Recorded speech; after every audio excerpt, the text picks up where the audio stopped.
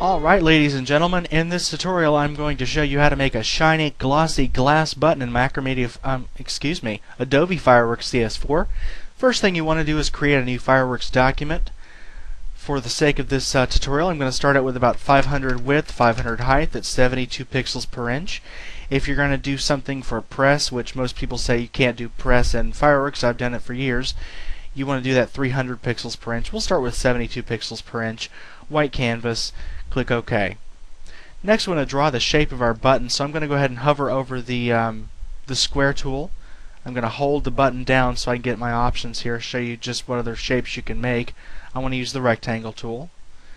And for the sake of this exercise, I'm going to make the button sort of big, fat, and obnoxious. Okay. Next, we're going to select the color we want, so let's make a red button. I'm going to go to Linear.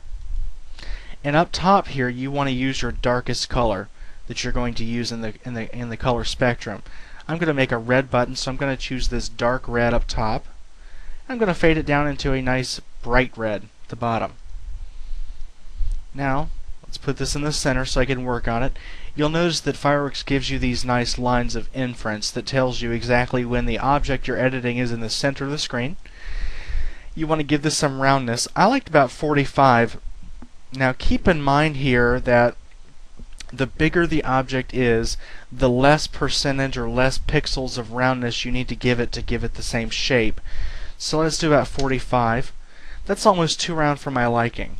I like things subtle, very elegant. Okay, that's perfect right there. Nice rounded edges. The next thing you want to do is give it a dark border. So selecting that same dark red that you used earlier, give it a border. Now you'll notice it's taken on a little bit more of a dimension. Let's zoom in for just a moment. We're going to give it even more dimension. I'm going to select that rectangle tool again, and starting in the middle here, I'm going to draw another border on the inside. Now you want to take note to work in 800% when you're working on the pixel level. 800% is optimal for going right down into the pixels that you want. If you go to 400, you're not going to get as crisp of a line. If you go to 1200, it's going to be way too big to work on. So 800 is the perfect midpoint there. Now as far as this inner square goes, you don't want to fill it with anything, but you do want to have that white border. Let's go ahead and adjust this roundness until that white border is directly on the inside of the darker border. You may have to play with it a little bit because it is difficult to get it right on that line. And then bring that down to about 40%. Actually 45% works best. That way you can still see the lightness. Another option you could do is use that high intensity red on 100%, but that's for another tutorial. That's if you're making metallics. Use white if you're making a glass button. The next thing you want to do is you want to draw your shine. Start at that same point you used to draw the inner border. Don't go all the way to the middle.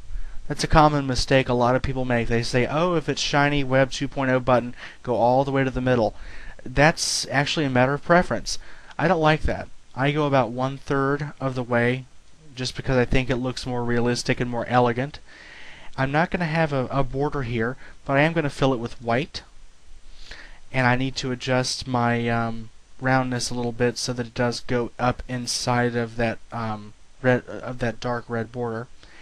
I want to bring this down to about 70%, and then I go to Commands, Creative, Auto Vector Mask, and then choose my up to down fade in the Vector Mask window and click Apply. Now one thing you'll notice is this fade is much too subtle. This looks like a highlight, but it's not.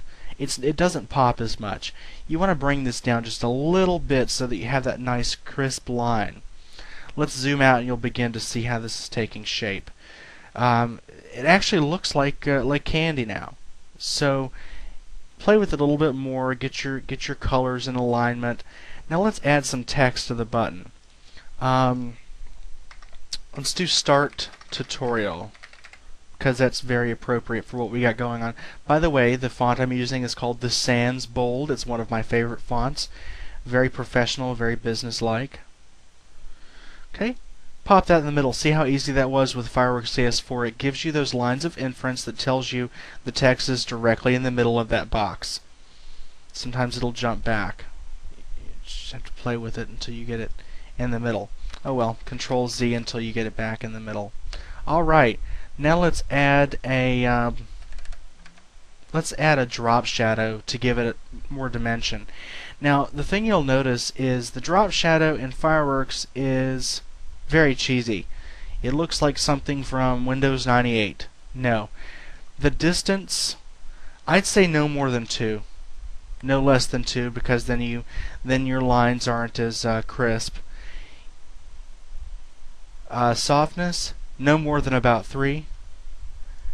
Bring your opacity of the shadow down some, because you don't want it to be blaring, but you do want it to have some dimension. So that is your button tutorial. I will cover some more techniques in the next tutorial. If you have questions, feel free to contact me at the email address in the sidebar. And until next time, thanks for watching.